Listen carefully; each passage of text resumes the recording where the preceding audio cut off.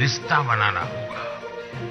ये रिश्ता इमोशन का भी होना चाहिए और इकोनॉमी का भी होना चाहिए। इसलिए गुजरात में हमने वन्य प्राणी मित्र कार्यक्रम चलाया। शिकार जैसी गतिविधियों पर निगरानी रखने के लिए ये व्यवस्था शुरू की गई। इसके लिए कैश रिवॉर्ड भी रखा गया। हमने गिर के लायंस के लिए एक रिहेबिलिटेशन सेंटर भी खोला। जब किसी राष्ट्र का प्रमुख किसी कार्यक्रम में भाग लेता है तो इससे संबंधित व्यवस्थाएं और खर्चे स्वाभाविक रूप से सुर्खियों में आते हैं। लेकिन जब यह खर्चा करोड़ों में पहुंच जाए और भुगतान अधूरा रह जाए तब यह मामला और भी विवादास्पद हो जाता है। ऐसा ही एक मामला सामने आया है जब प्रधानमंत्री नरेंद्र मोदी ने अप्रैल 2023 में मैसूर के रेडिसन ब्लू प्लाजा होटल में ठहराव किया था। प्रोजेक्ट टाइगर की 50वीं वर्षगांठ के उत्सव के लिए आयोजित किया गया था।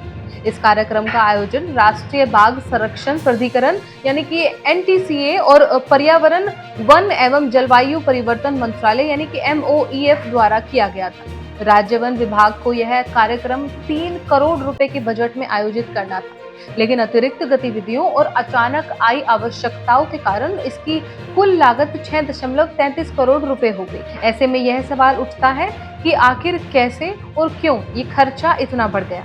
क्या केंद्र और राज्य सरकारों के बीच समन्वय की कमी है? और सबसे महत्वपूर्ण, क्या एक प्रमुख सरकारी कार्यक्रम में इस प्रकार की वित्तीय असमानताएं स्वीकार्य हैं?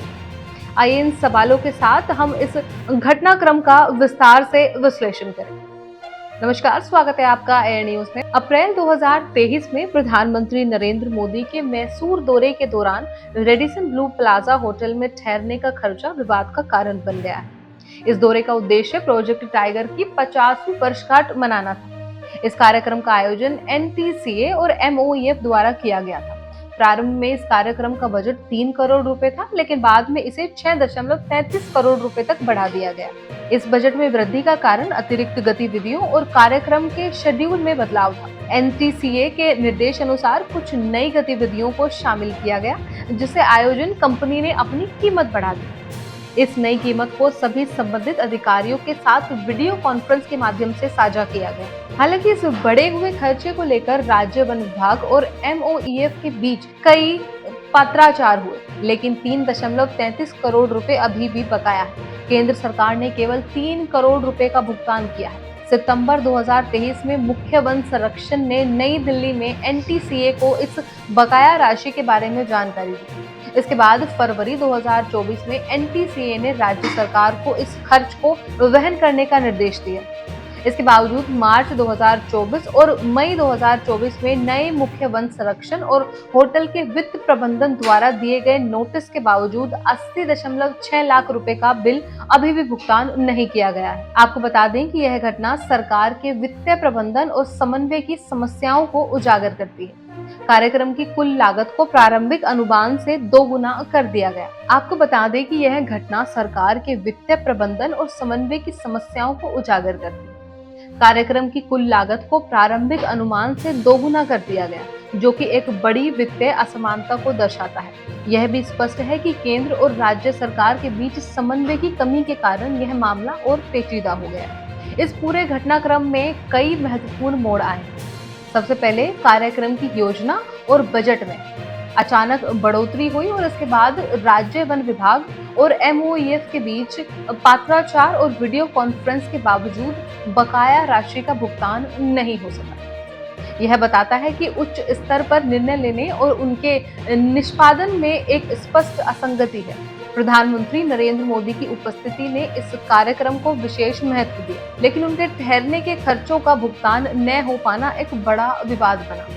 MOEF और NTCA के अधिकारियों की जिम्मेदारी थी कि वे कार्यक्रम के बजट और खर्चों का सही अनुमान लगाएं और उनके अनुसार कार्य करें, लेकिन इसमें उनकी असफलताएं स्पष्ट रूप से दिखाई देती। यहाँ राज्य वन विभाग की भूमिका भी महत्वपूर्ण थी, लेकिन उनकी वित्तीय जवाबदेही और समन्वय की कमी ने इस मामले को और जटिल बना दिया। वैसे सरकारी कार्यक्रमों में वित्तीय असमानताएं और समन्वय की कमी एक आम समस्या रही। पहले भी कई बार ऐसे मामले सामने आए हैं जहां बजट और वास्तविक खर्चों में बड़ा अंतर देखा गया है। यह घटना इसी परिप्रेक्ष्य में आती है और सरकार की पारदर्शिता और जवाबदेही पर सवाल खड़े करती है। इस विवाद का सबसे बड़ा प्रभाव यह है कि इससे सरकार की छवि पर बुरा असर पड़ता है। जनता के बीच यह संदेश जाता है कि सरकार अपने खर्चों का सही प्रबंधन नहीं कर पा रही।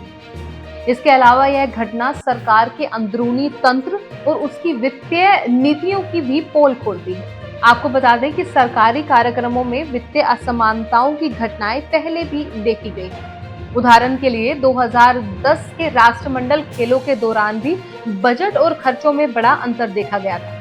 इसी प्रकार 2016 के ओलंपिक में भी भारतीय दल की तैयारियों और खर्चों को लेकर विवाद हुआ था। तो इस तरह इस घटना ने सरकारी वित्तीय प्रबंधन की खामियों को उजागर किया है। यह स्पष्ट है कि सरकार को अपने बजट और खर्चों का सही आकलन करना चाहिए और उनके बीच तालमेल बनाना चाहिए। इसके अलावा केंद्र और राज्य सरकारों के बीच समन्वय बढ़ाने की भी आवश्यकता है ताकि ऐसे विवाद भविष्य में ना हो। तो ये थी हमारी आज की खास रिपोर्ट। इस मुद्दे से जुड़े कोई भी सवाल या अपने विचार आप हमें हमारे कमेंट में लिख सकते हैं और उसी तरह की देश और दुनिया की तमाम खबरों के लिए चैनल को सब्सक्राइब करके बेल आइकन को दबाना ना भूलें ताकि आने वाले समय में आपको हमारी महत्वपूर्ण वीडियो की नोटिफिकेशन समय से प्राप्त हो सके।